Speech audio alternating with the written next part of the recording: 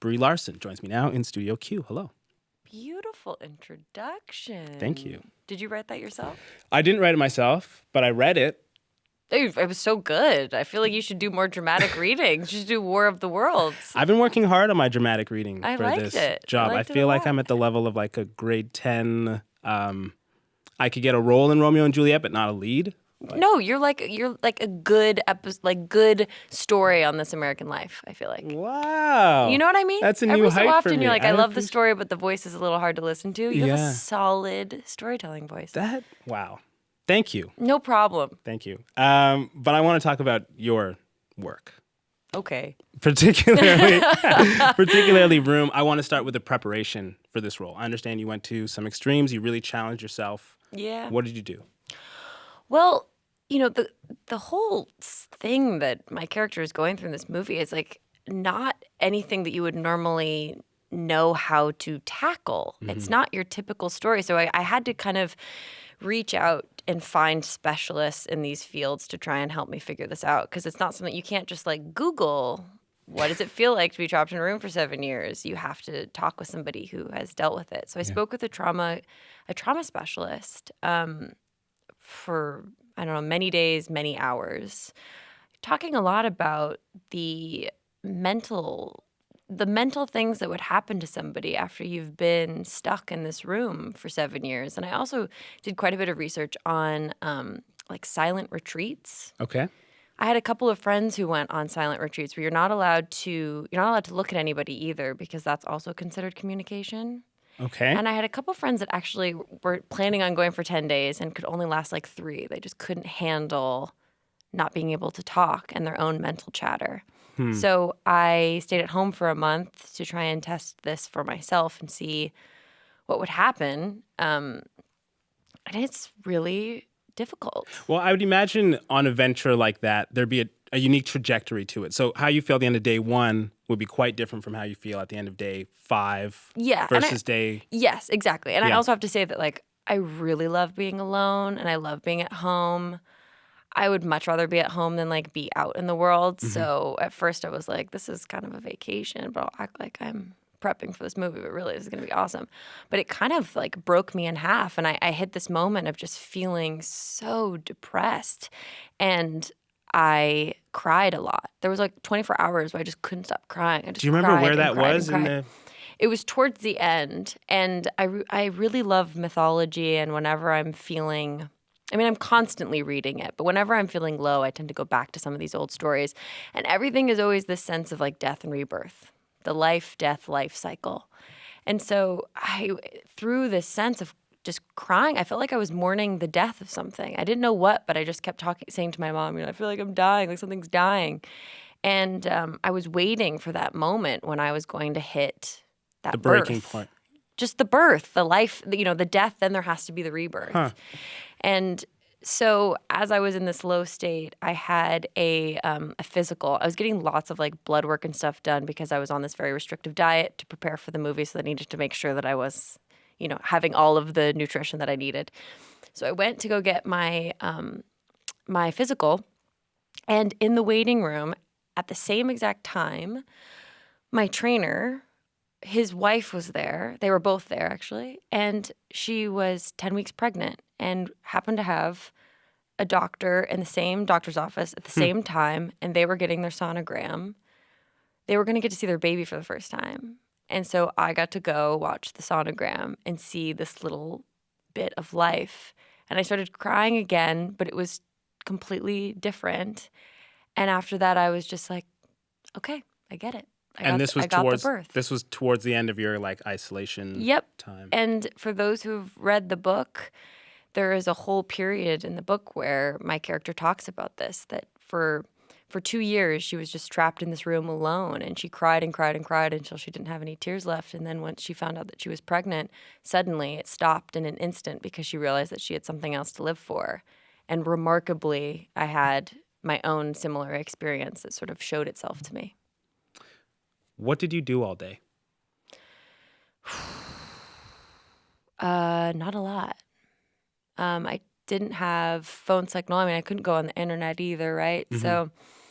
So sort of just read a little bit, drew a little bit, but I tried to just sit still as much as possible because that's what she would be doing. She doesn't have access to a lot of things. She has like 5 books.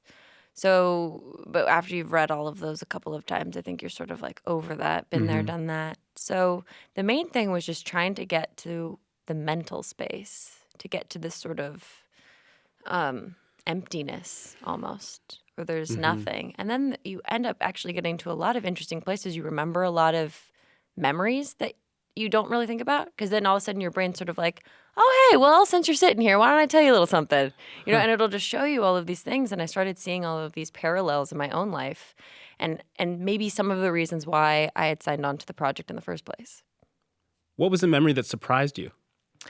I remembered when we first, I was born in Sacramento, and my mom and my little sister, who was about like 3 or 4, and I was about 7, we moved to Los Angeles, and I think we had $4,000, and I think I had 2 pairs of jeans and maybe like 2 shirts and a pair of shoes and a headband. And my sister, same. My mom, probably same as well. And we each had like a couple of toys, sort of like whatever could fit in our old Mercedes. And we lived in a studio apartment that was this little bit bigger than a room, but the bed came out from the wall. There was a little kitchen that was just sort of up against the wall. There was a little separate area with a door for the toilet. The toilet wasn't in the room, but we lived in that kind of similar space, and we had very few things. And it was the time of my life. There was never a moment when I felt like I was lacking in any way. I think back to that time, and I remember having so much fun, and I had my mom's undivided attention because her job was to be our mom and to take me around because I was wanting to be an actor. So, and my mom has this incredible imagination. So everything was a game. Everything was interesting. Everything was fun.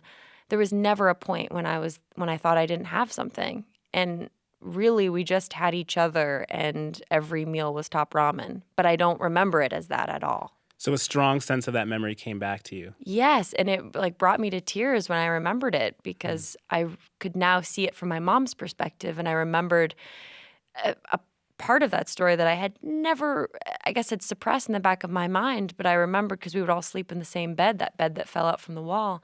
And I remembered one night waking up to my mom just with her hands over her mouth, just sobbing, crying so hard and not understanding why. And I remembered thinking, wow, that's like when my favorite toy is taken away. That's what I cry like. And I didn't realize at the time that my parents were going through a divorce, and I had no idea. Such an odd thing for me to put together in my own childlike way, and informed so much of the movie for me. It brought me back to a part of myself that I hadn't remembered so clearly or so vividly now that I have an adult mind and can sort of see it from a bigger perspective. Did you think you would learn that much about yourself? I think that's one aspect that it really interests me about my job is you do. Or you also learn about parts of yourself that you didn't know could be possible, or you grow in ways that you didn't think you needed to. And main thing for me with this was strength. I always considered myself to be sort of, courageous or strong in some ways, but this completely changed me. I think part of it was that I gained 15 pounds of muscle in order to be a little bit more solid, because I figured she would be carrying her son around and constantly wrestling and trying to wear him out. And she also needed to have some sense of protection because she has, a kidnapper that's coming in every night. She needs to, in case something were to happen, be able to defend herself and her boy. But that sort of strength, the mental strength and the physical strength, were something that I didn't know how strong I was. It's such an intense amount of preparation, not just the workouts, the isolation. You didn't know you had that in you. But what made you feel like you needed to do that level of preparation for this?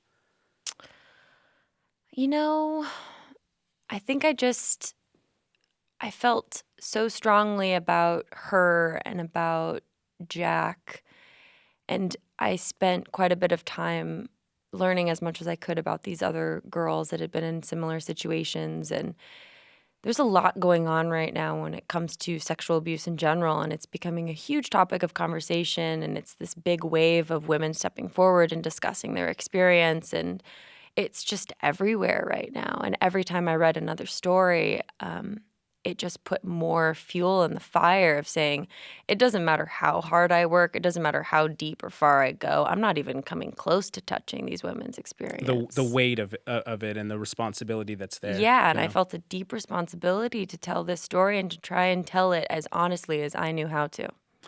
What was the first thing you did when you got out from your preparation?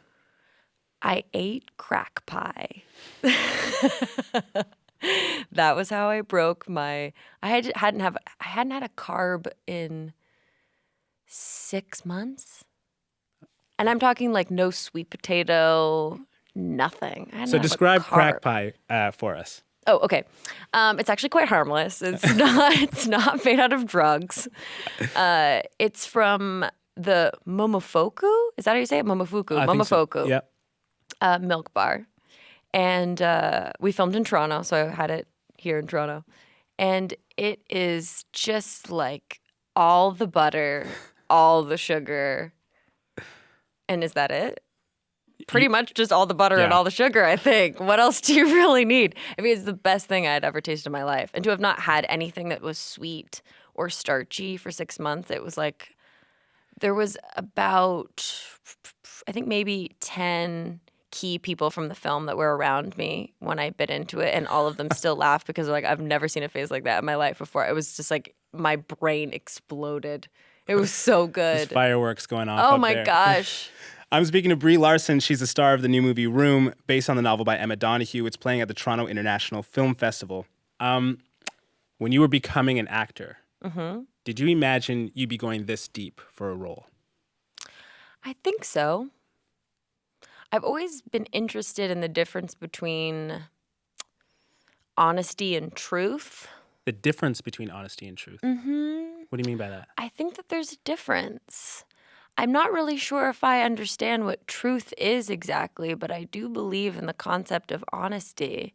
But I think that whatever is honest to me is not necessarily honest to anybody else. So anything that I represent in any of these films is a personal honesty in a very specific period of time, but it only represents one kind of it. There's so many different ways to be honest. So honesty is small, it's personal. Truth is something big and abstract. Is that what you mean? Truth sort of kind of gets into these like hard lines that I'm not really sure if that's right accurate. And wrong, that sort of thing? I could be wrong. I'm not sure if I know the actual definition of truth, but I was sort of I've been thinking about it for the last couple of weeks about the difference between those two words, because I do think that there's a difference. And there's, who was it that said it? Maybe it's Dali or Picasso or I don't know, someone quite interesting who said that art is a lie to tell the truth. Mm-hmm. Do you know who said that? I don't know who said that, but yeah, I've heard that before too. I think that's an interesting concept because I've never really thought about acting itself, which is an art as far as I'm concerned. I've never really thought about it as being a lie because I spend a lot of time preparing for the moment when I forget about everything and I believe every word of what's happening. So honesty has always been one of the draws for you to acting. Yeah. That pursuit of honesty. Yep.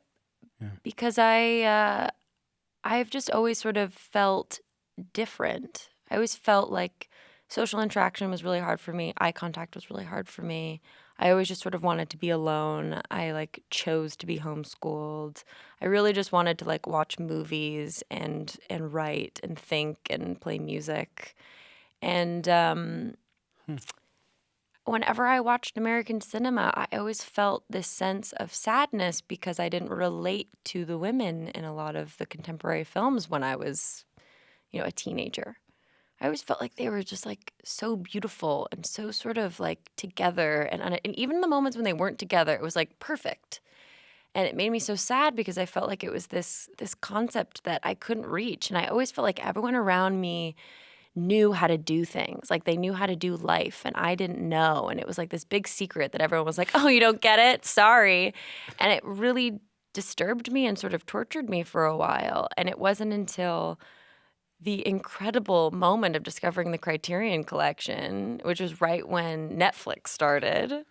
And I started watching everything Criterion had. And it was like, I Am Curious Yellow and I Am Curious Blue and Anna Karina and A Woman is a Woman and or even Rashomon.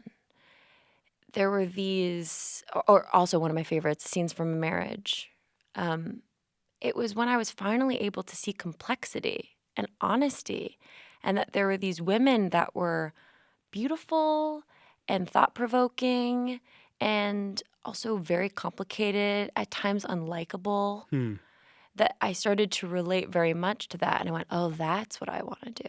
That's what I'm interested in. And that's what I'm sort of interested in bringing back to American cinema is showing, instead of this like ideal of perfection, of showing the beauty of the flaw, of the imperfection, and kind of dispelling the myth a little bit as to what a woman is, because I think it's more complicated than what I had seen before. This European cinema affected your view. It's not just European. I mean, it's Japanese as well. Yeah. I mean, for different reasons. They all, of course, their cultures have like their own sort of view of women as well. But yeah. And did that start to change your process? Well, I guess. I think I just became a little scarier to people. I think a lot of the time when I was auditioning, people were like, whoa, this is just Twilight. Like, you don't have to go so far with it, But I think I disturbed a lot of people because they were like, I don't know. Like, I can tell you how many times I'd, like, come into an audition and just, like, rip people's hearts out. And then later I found out Vanessa Hudgens got it, You'd be like, ooh, I kind of misread the room there. But I was so intent on bringing that level of reality, honesty. Exactly. Of kind of shining a mirror and saying, this is what we're doing. This is what being a human is. I don't know what y'all are doing, but this is what I see. Wow. And it's taken a while. It's taken a while for it to get to the point where I can, like, something like Room exists. Or that's even a project that exists for me to participate in. Such an intense role, such intense preparation. How do you get back to normal life after that? I went to Hawaii. I actually won a trip to Hawaii in like a lottery. Surprisingly enough, it was amazing. So I got to go to Hawaii and I started going to therapy. And I still go. I go twice a week. I absolutely love it. That was a huge part of it because there were certain things about the movie that were really dark. And in learning so much about sexual abuse and how often it happens, I felt a lot of anger about it. And I don't like living with anger, but I felt helpless and angry.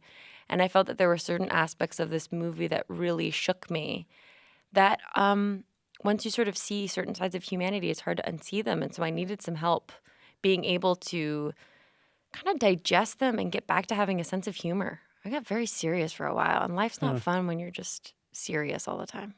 And it's something you want to continue with. You feel like it's been a good thing, you've said. Oh, I absolutely love it. I absolutely love it. Your next role, quite different. You're going to be in the King Kong movie. Mm-hmm. What's preparation for a big blockbuster like that like? Well, we're like 2 months out. So I'm doing prep on my character, which unfortunately I can't really talk about right now. But I'm doing all of the typical that sort of thing. Mm-hmm. But I'm doing these 2-hour workouts, which is pretty exhausting.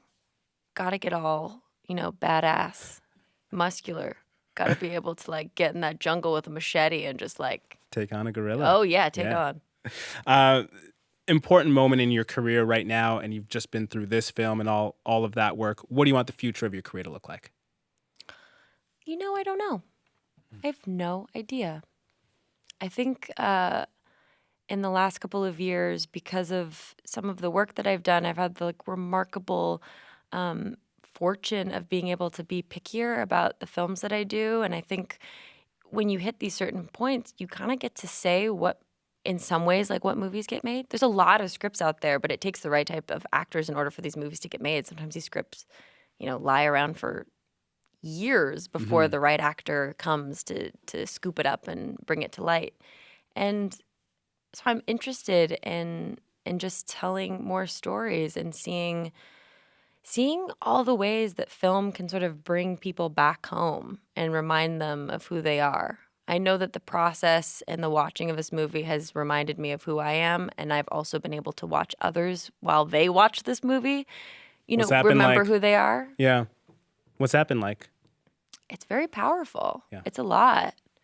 It's a really incredible experience, though, to sit in a theater of 650 people and everyone's crying.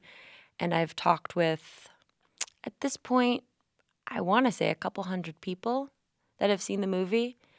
And all of them have such interesting but very different things to say. It all reminds them of different things. Everyone cries at a different moment and for a different reason. And that's been the part that's very fascinating to me. Is there's some stuff going on in this film that are triggering people, and it's not all for the same reason. Well, congratulations on an incredible performance, and all the accolades are well deserved. Thank you. It was Brie- nice speaking with you. Likewise.